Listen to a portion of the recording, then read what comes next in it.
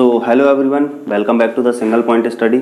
और आप लोग देख रहे होंगे आज हमारी कक्षा 9वीं पाठ 1 संख्या पद्धति एनसीईआरटी बुक का ये प्रश्नावली 1.5 जिसका प्रश्न क्रमांक 3 लिया गया है। तो इस वाले क्वेश्चन में ये थोड़ा सा थ्योरेटिकल क्वेश्चन है, काफ़ी लॉन्ग क्वेश्चन लिखा हुआ है। हो सकता है कुछ स्टूडेंट क्वेश्चन को देखकर थोड़ा सा अच्छा फील ना कर पाए, लेकिन क्वेश्चन काफ़ी इंटरेस्टिंग है और आपको काफ़ी आसानी से मैं समझाऊंगा यहाँ पे।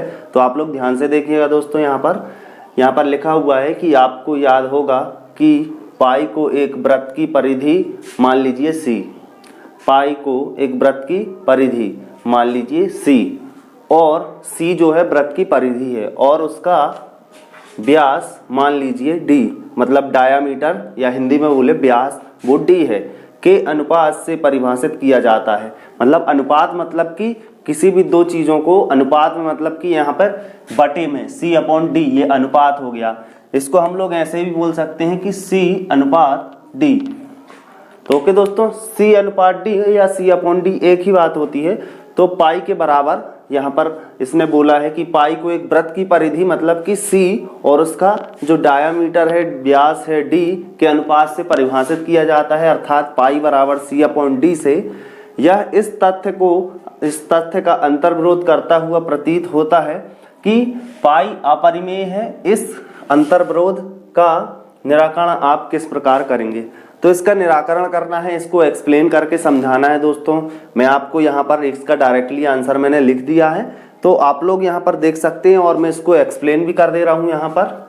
तो आप देखेंगे यहाँ पर उत्तर में लिखा हुआ है कि जब हम किसी युक्ति द्वारा किसी लंबाई का मापन करते हैं तब हमको केवल सन्निकट मान प्राप्त होता है, अतः हम यह अनुभव नहीं कर पाते कि सी या डी परिमेय है या अपरिमेय है। तो दोस्तों इन लाइनों का कहने का मतलब क्या है आप लोगों को अभी मैं समझा रहा हूँ। तो दोस्तों यहाँ पर देखेंगे, ये आपको एक सर्कल यहाँ पर मैंने बना दिया है। ये सर्कल अच्छे से ड्रॉ कर रहा हूँ मैं।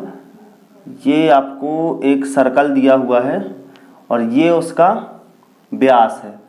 व्यास मतलब कि डायामीटर है, ये उसका व्यास। और ये जो पूरा गोल सर्कल आप लोगों को दिख रहा है, ये हो गई उसकी परिधि, जिसको हम लोग C बोल सकते हैं। तो क्वेश्चन में दिया हुआ है कि परिधि और व्यास C/D। C/D क्या हो जाएगा दोस्तों? परिधि C परिधि कितनी होती है दोस्तों? 2πr होती है। और व्यास कितना होता है? D बराबर होता है 2r, मतलब रेडियस का डबल। तो दोनों की वैल्यू आप लोगों को डायरेक्टली पता होना चाहिए। यहाँ से हम लोग देख सकते हैं कि पाई बराबर C/D अर्थात 2πr बटे ये 2r। डी की वैल्यू यहाँ पर 2r देख सकते हैं, तो ये 2r हो गया। ये 2 से 2 कैंसिल, r से r कैंसिल, तो अल्टीमेटली पाई बचेगा। तो दोस्तों ये प्रूफ करके मैंने आप लोगों को यहाँ पर बता दिया है कि पाई ये C/D के बराबर कैसे होगा। अब यहाँ पर आप लोग एक चीज़ और देखेंगे कि पाई बराबर C/D अर्थात ये P/Q के रूप में है। तो हम यहाँ पर बोल सकते हैं कि C/D P/Q के रूप में है, तब तो हम ये बोलेंगे कि ये कैसी संख्या है? ये परिमेय संख्या है। ये परिमेय संख्या है। कैसी है दोस्तों? परिमेय संख्या है। लेकिन पाई को मैं आपको ऑलरेडी पहले कई बार बता चुका हूं कि पाई कैसी है? पाई एक अपरिमेय संख्या है। तो दोस्तों यहाँ पर देख सकते हैं आप लोग कि C/D P/Q के रूप में लिखा हुआ है। C की कुछ भी वैल्यू हो या D की कोई भी वैल्यू हो, लेकिन यहाँ पर आप लोग देख सकते हैं कि ये P/Q के रूप में दिख रहा है, तो हम लोग इसको परिमेय बोलेंगे। लेकिन जब हमने इनको डिवाइड किया तो हमको आंसर मिला पाई, और पाई हम जानते हैं कि पाई एक अपरिमेय संख्या है, क्योंकि जो इसका जो दशमलव का जो प्रसार होता है वो अनावसानी अनावर्ती प्रसार होता है, इसलिए ये पूरा पाई जो है आगे की ओर प्रोसीड होता जाता है। तो दोस्तों यहाँ पर जो क्वेश्चन में बोला गया है कि जब हम किसी युक्ति द्वारा किसी लंबाई का मापन करते हैं, तो सपोज करिए मैंने इस लंबाई को मेजर किया, ये जो व्यास दिया हुआ है इस लंबाई को मैं मेजर करना चाहता हूँ, तो हमको क्या मिलता है? केवल सन्निकट मान प्राप्त होता है। सपोज करिए ये जो है 5 सेंटीमीटर है, मैंने इसको मेजर किया स्केल से तो ये इसकी लंबाई 5 सेंटीमीटर निकली, लेकिन ये एग्जैक्ट 5 सेंटीमीटर नहीं होगा दोस्तों। इसकी जो शुद्ध वैल्यू है वो लगभग 5.000023131 ऐसी कुछ हो सकती है।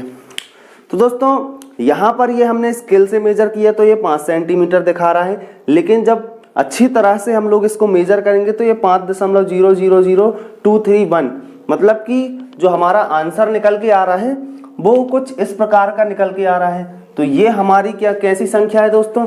ये तो हमको यहाँ पर डायरेक्टली दिख सकता है कि 5 हमारी परिमेय संख्या है, लेकिन क्या ये परिमेय संख्या है? नहीं दोस्तों, ये हमारी अपरिमेय संख्या हो जाएगी। आप लोग देख रहे होंगे 5.0000231, उसके आगे भी कुछ भी आगे बढ़ता जाएगा।